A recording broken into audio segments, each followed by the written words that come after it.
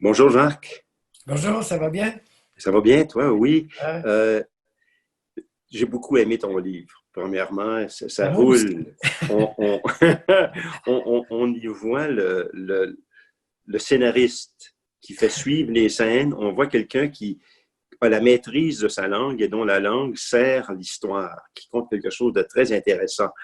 À la page 20 de ton livre, tu dis, et je cite, à 9 ans, Mathias savait déjà qu'il serait écrivain.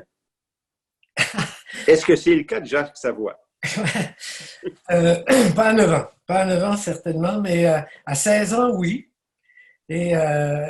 Ça s'est un peu fait parce que j'ai lu à ce moment-là Boris Vian, qui est l'auteur français, euh, qui a fait une œuvre d'imagination, puis qui fait beaucoup appel à son imaginaire pour nous raconter des histoires.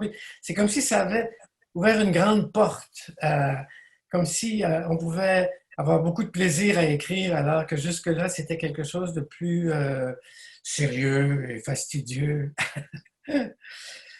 Mais moi, dans ton livre, j'ai trouvé ça, je me suis demandé si c'était pour ça qu'on nous avait associés, c'est que dans cet interrogatoire-là, il est toujours question, en fait, le doute entre le vrai et le faux. Et dans mon roman, Maria, c'est la même chose. En raison des médias sociaux, on ne sait jamais si on navigue dans le vrai et le faux.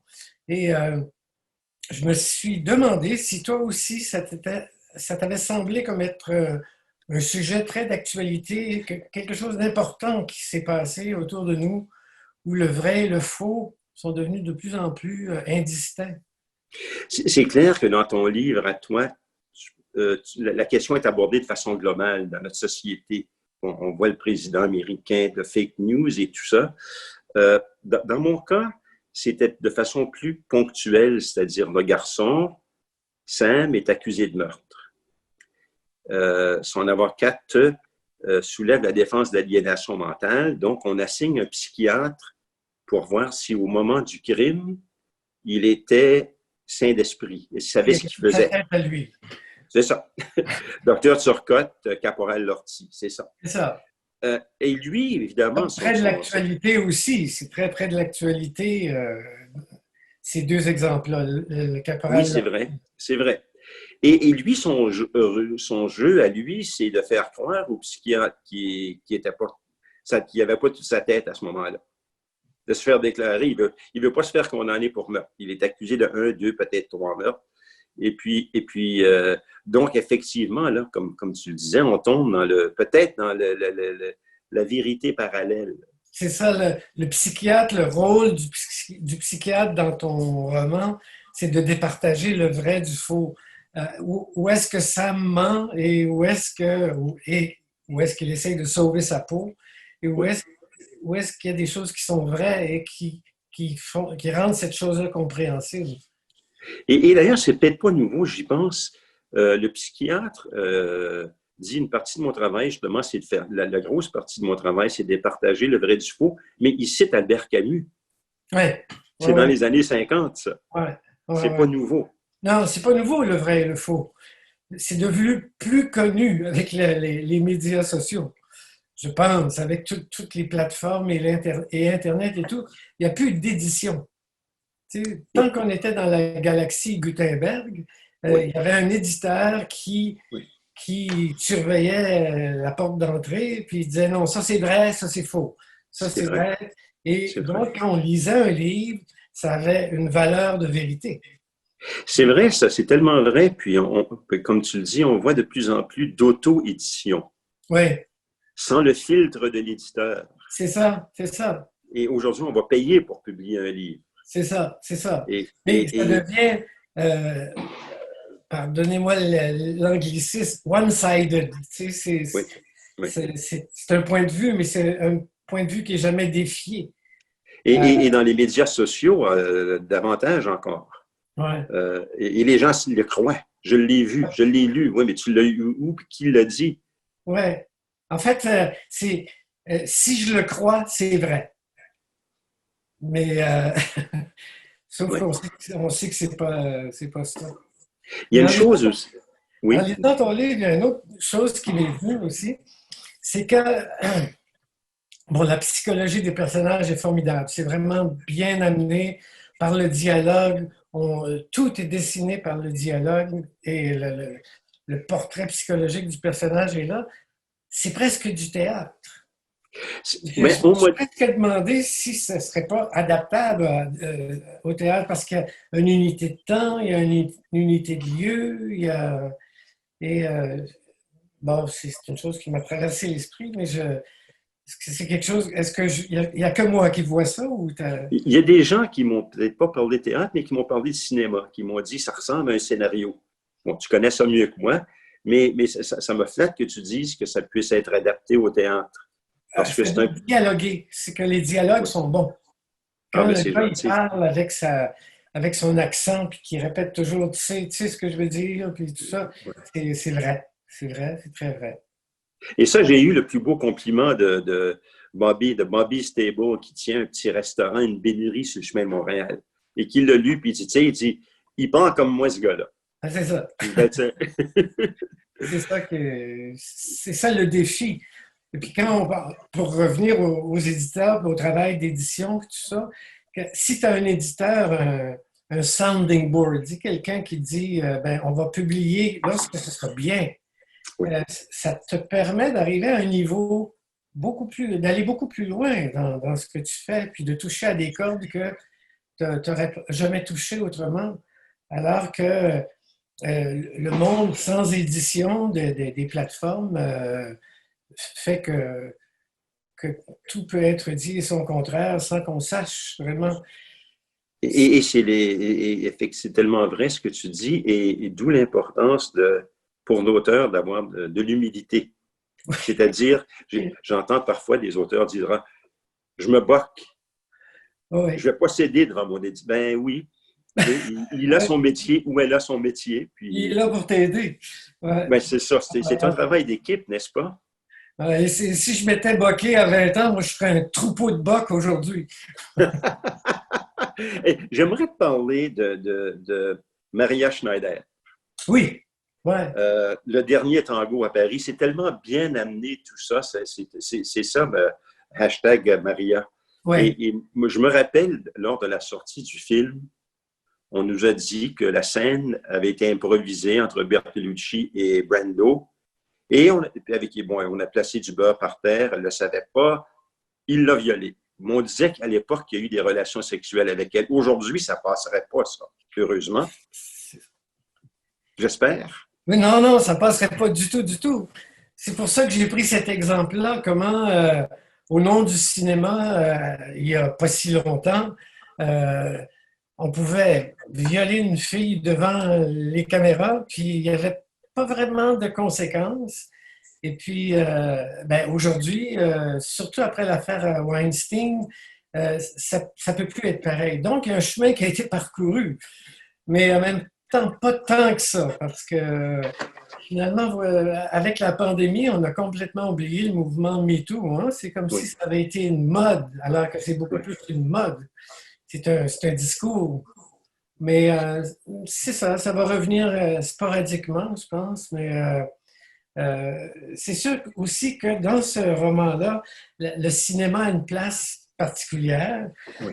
Mais c'est parce que, puis je suis sûr, il y a quelqu'un, on s'est parlé avant, puis tu me disais quelque chose de ce même esprit-là, c'est que on écrit bien sur les choses qu'on connaît.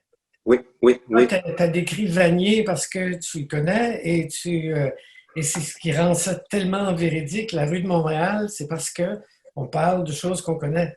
Et en fiction, c'est quand on s'aventure à parler de choses qu'on ne connaît pas que l'authenticité disparaît.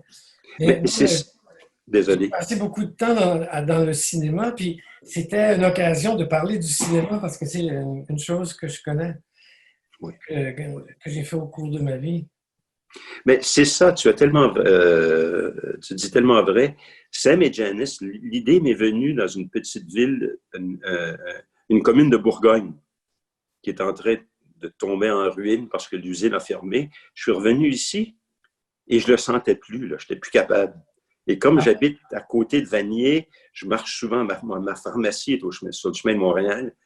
j'ai fréquenté le quartier. Là, je pouvais sentir les lieux, trouver des repères. Ouais. Pas ce que j'avais vu pendant quelques semaines là-bas. Là. C'est ça. Des odeurs plutôt, ou d'autres choses, des souvenirs, des réminiscences, des façons de parler. Puis, non, ça, c'est très bien réussi. En tout cas, Mais le tien aussi, je veux dire, comme je te le disais, ce que j'aime dans ton roman, entre autres, c'est qu'il y a de l'action. C'est-à-dire qu'on compte une histoire. On est là pour compter une histoire, de nous. c'est ça, hein? Storytellers. C'est ce qu'on est. Avec un thème, probablement, là, dans la mesure du possible, mais parfois les auteurs, et on en parlait hier, je le maintiens, je pense parfois que certains auteurs français l'oublient Ouais. et divaguent et font l'étalage de leur grande connaissance, de leur culture qui est très grande, là. Mais ils oublient qu'on s'en va du point A. C'est un voyage, hein. Ouais. Ouais. Tu pars d'Ottawa puis tu t'en vas à Chipagan. Qu'est-ce qui est arrivé en route? C'est ça l'histoire. C'est ça. C'est ça. Il faut apprécier autant chaque kilomètre de l'histoire ou de la route que seulement sa destination. Oui. Et il peut y avoir des accidents en route. C'est ça, c'est ça. Si tu es tu manques juste d'essence, il y a quelque chose. Si ton focus ton plaisir est seulement au fait d'arriver, tu as manqué tout ce qui s'est passé entre. C'est un peu ça aussi, un roman. Oui, c'est vrai. Puis, les gens ne réalisent pas à tout le temps que ça prend. Parce qu'en lisant ton roman, je me suis dit, 2 grosses années certainement pas bout à bout tout le temps, mais tu l'écris, tu y reviens, tu reviens. Certainement 2 ans d'une vie, au moins. Oui. Et je ne sais pas si c'est ton cas, mais il y a encore des choses que je changerais. Il est trop tard, c'est pour ça que je ne me relis jamais, parce que je réécrirais tout ça. Non, il ne faut pas faire ça. Moi, je me relis quand il faut. Quand il faut. S'il y a quand il faut. Soirée de lecture, bon, OK, il faut bien que je le relise. C'est ça. Est-ce que tu as d'autres projets d'écriture à court terme comme roman? Ou... Oui, j'en ai un autre qui est en tête, là. Okay. Mais il est tôt. Là. Tu sais, ça va venir. Là. Ça, tu sais, ça vient par bout, par secousse, puis tout à coup, ça débloque. Ouais. Là, je prends des petites notes ici et là, puis là, je ne sais pas qu'est-ce qui va rattacher tout ça. Quelle sera la colle? C'est ça. Mais je lisais, qu'est-ce que je lisais? Une espèce de biographie de celui qui a écrit 100 ans de solitude, Garcia Marquez. Tu sais. Oui. Puis il disait, lorsqu'on parle d'un livre avant de l'écrire, c'est assurément qu'on ne l'écrira pas. C'est vrai. Hein? C'est vrai. Hein? Tout a été dit. C'est ça. Il faut se garder quelque chose à dire, puis comme on n'y est pas encore tout à fait arrivé, on fait monter le désir, puis quand on se met à l'écrire, c'est comme un saisissement créateur. Tu sais, moi, j'aime beaucoup ce mot-là, je l'ai appris dernièrement, puis je l'utilise à toute... C'est très beau. Le saisissement créateur, ça n'a rien à voir avec je m'assois et j'écris, puis il va finir par y avoir quelque chose qui va sortir. Ça a rapport à une relation à sa vie. Tu sais. Je peux être en train de prendre ma marche dans mon quartier, mais j'écris pareil, je cherche.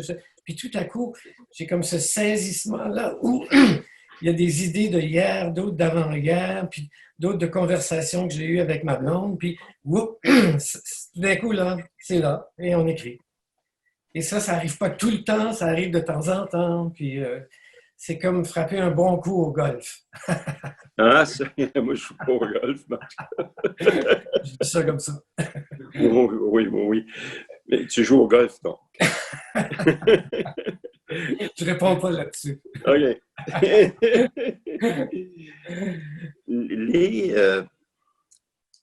Les débuts en littérature, on l'a abordé au tout début, là, comment tu as commencé, puis c'est Boris Vian. Et aujourd'hui, quels sont tes auteurs qui t'inspirent le plus? Ben, ça varie toujours par période dans la vie, mais je viens juste de sortir d'une période roman policier, c'est-à-dire que j'ai écrit 4 romans policiers, puis c'était comme si j'avais pris des vacances de littérature, écrire des romans policiers.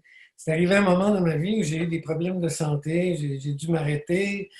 Et puis, quand j'ai recommencé, je voulais faire quelque chose de léger, alors j'ai écrit 4 romans policiers. Ça m'a remis en forme. Et donc, j'en ai lu beaucoup.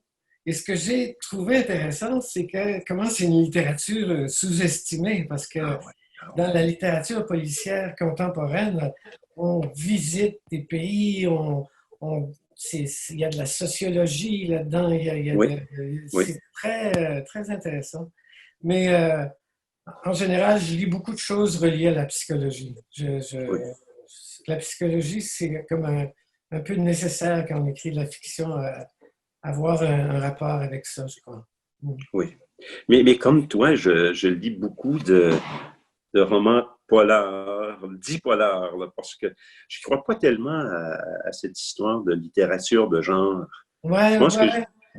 j'écoutais il y a quelque temps Margaret Atwood qui disait les auteurs écrivent et les éditeurs et les critiques littéraires accolent un titre, un genre à Un ce qu'on a genre. écrit. Oui, C'est R.J. Ellery, auteur de romans policiers, qui est énorme. C'est des romans psychologiques, là. ouais, ouais. Je le Euh, connais, lui, R.J. Ellery. Je l'ai rencontré. OK, Ouais. chanceux. Ouais, vraiment Mais une bonne de tête. ma jeunesse, Dostoïevski, est-ce qu'on dit Crime et Châtiment, c'est un roman policier? Ouais, C'est un roman psychologique? ouais, ouais. Puis thriller des fois par bout, tu sais, mais c'est un Oui. roman. C'est un roman. Oui.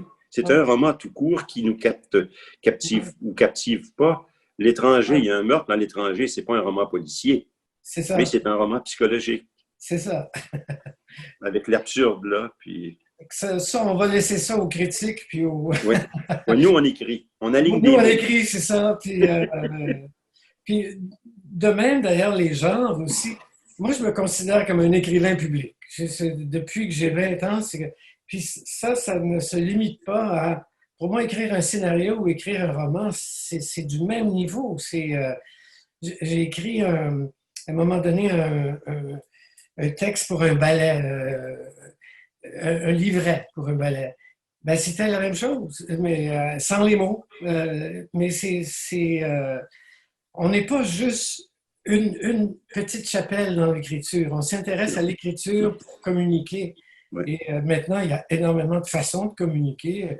Le scénario en est un, le roman en est un autre. Et puis, on peut très bien réussir dans un comme dans l'autre aussi. C'est pas, on n'est pas dans des petites boîtes. Non, non, moi-même, tu vois, je suis arrivé au roman par la poésie. Voilà. Et ce qui veut dire que peut-être c'est un défaut, mais je m'attarde aux mots. Ouais, ben, Peut-être un peu trop. Je connais non, des auteurs qui m'ont laissé passer des mots, puis je dis non, non. ce que fait le poète.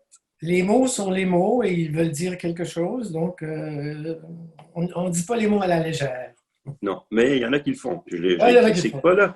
Mais c'est ça, on a chacun un parcours, on arrive et à un certain endroit, et comme tu le disais, l'important, c'est de conter ton histoire et qu'elle soit intéressante et qu'elle dise quelque chose. Voilà, voilà. Un message, je pense que c'est important d'un thème. Ben, écrire un livre, faire du ballet, faire du cinéma, c'est prendre la parole. Hein? On s'entend Oui, là-dessus. Quand on prend oui, la parole, il faut dire quelque chose.